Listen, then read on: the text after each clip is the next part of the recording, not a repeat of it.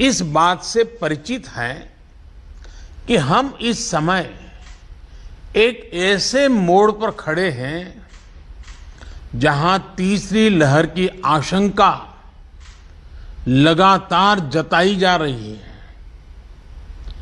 देश के अधिकांश राज्यों में केसेस की संख्या जिस तरह कम हुई थी,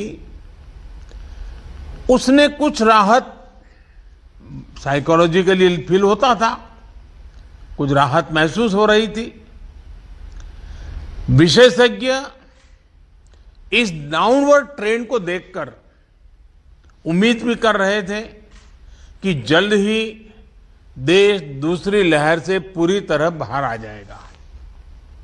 लेकिन कुछ राज्यों में केसेस की बढ़ती हुई संख्या अभी भी चिंताजनक बनी हुई है।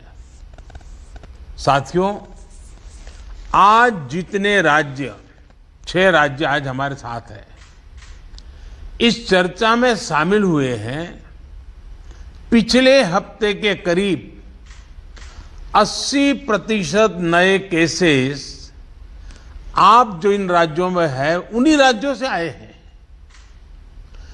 84% दुखद मौतें भी इन्हीं राज्यों में हुई है।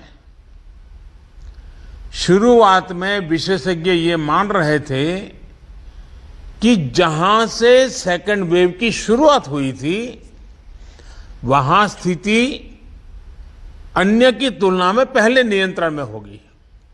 लेकिन महाराष्ट्र और केरल में केसेस का इजाफा लगातार देखने को मिल रहा है। ये वाकई हम सबके लिए, देश के लिए एक गंभीर चिंता का विषय है। आप सब इससे परिचित हैं कि ऐसे ही ट्रेंड हमें सेकंड वेव के पहले जनवरी फरवरी में भी देखने को मिले थे।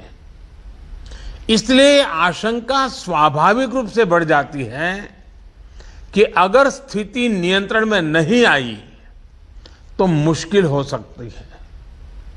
बहुत जरूरी है कि जिन राज्यों में केसेस बढ़ रहे हैं, उन्हें प्रोएक्टिव मेजर्स लेते हुए तीसरी लहर की किसी भी आशंका को रोकना होगा।